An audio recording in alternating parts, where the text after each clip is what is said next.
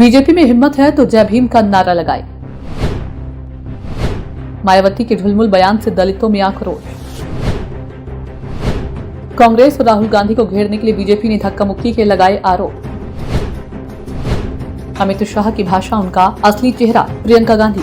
और देखिए संसद में ये जिस तरह से इन्होंने अपमान किया है बाबा साहेब का, उसके बाद आज सुबह आपने देखा इनका ट्विटर हैंडल क्या है। इनके ट्विटर हैंडल पे बाबा साहेब की तस्वीर के साथ उन्होंने खिलवाड़ की है। ये वही सोच है जो बाबा साहेब की जिनकी जो मूर्तियां हैं उसके हाथ पैर काट देते हैं। ये वही सोच है। इन पे कौन भरोसा करेगा। ये कहते हैं आरक्षण को ये खत्म नहीं करना चाहते, संविधान को बदलना नहीं चाहते, तो क्या कर रहे हैं। बेसिक रिस्पेक्ट होती है ना, इंग्लिश में कहते हैं बेसिक रिस्पेक्ट। एक आदर जो होना चाहिए वो आदर ही नहीं है। ये संविधान के निर्माता हैं, उनके बारे में आप ऐसा कह रहे हैं। आज भी सदन में नमस्कार, आप देख रहे हैं सत्ता की परख। दलितों के मसीहा बाबा साहेब डॉक्टर अंबेडकर के बारे में केंद्रीय गृह मंत्री की आपत्तिजनक टिप्पणी को लेकर पूरे देश में विरोध प्रदर्शन जारी है। दलित समाज का कहना है कि बाबा साहेब के अपमान को सहन नहीं किया जाएगा। कांग्रेस सांसद प्रियंका गांधी ने भारतीय जनता पार्टी पर जमकर निशाना साधते हुए संसद भवन परिसर में जय भीम का नारा लगाने की चुनौती दी, जो उनकी पार्टी पर बाबा साहेब भीमराव अम्बेडकर का अपमान करने का आरोप लगा रहे थे। उन्होंने कहा कि लोगों को यह भ्रम नहीं होना चाहिए कि भाजपा संविधान की रक्षा कर रही है, क्योंकि केंद्रीय गृह मंत्री अमित शाह की भाषा उनके असली चेहरे को दिखाती है।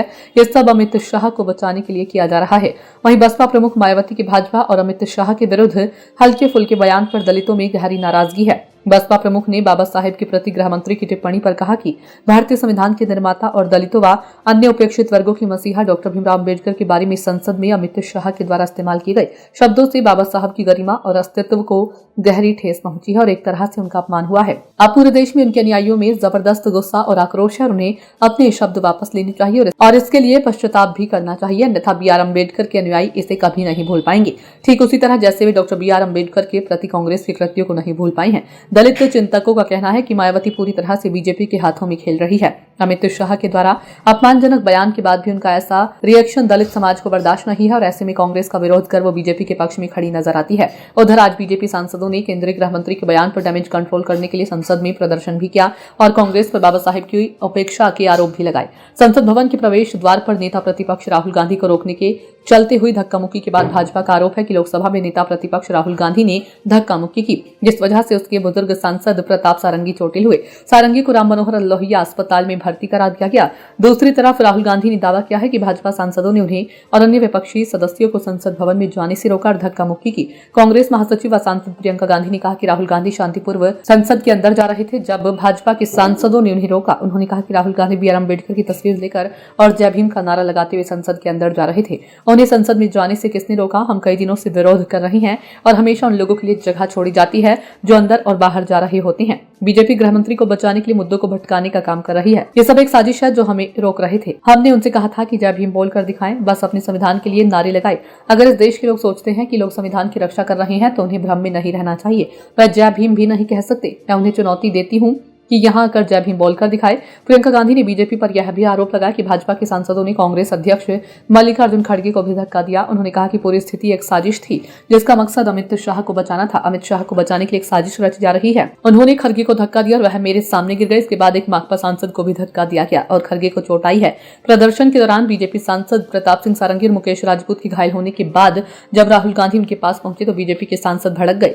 बीजेपी सांसद निशिकांत दुबे ने राहुल गांधी को कहा कि शर्म नहीं आती है और अभद्र भाषा का प्रयोग करने का भी आरोप है। प्रियंका का ये बयान ऐसे समय में आया जब भाजपा सांसद प्रताप चंद्र सारंगी ने आरोप लगाया है कि उन्हें राहुल गांधी ने धक्का दिया जिससे उन्हें चोट आई।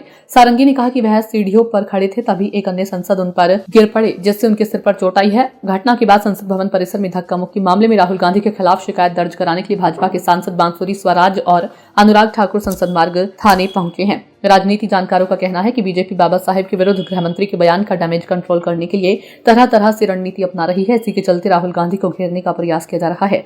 राहुल गांधी पर धक्का मुक्की का आरोप के साथ ही तमाम तरह से कांग्रेस को घेरे जाने की रणनीति अपना रही है। इसके लिए बीजेपी दलित नेताओं का सहारा लेने के साथ ही ऐसी पार्टियों के नेताओं से बयान दिला रही है जो दलित राजनीति करने का दम भरते हैं। लेकिन इसके उलट आज देश भर में केंद्रीय गृह मंत्री के विरुद्ध दलित समाज ने जमकर प्रदर्शन किया। वहीं यूपी में समाजवादी पार्टी ने जिला मुख्यालयों पर बाबा साहेब के फोटो लेकर अमित शाह के विरुद्ध प्रदर्शन किया।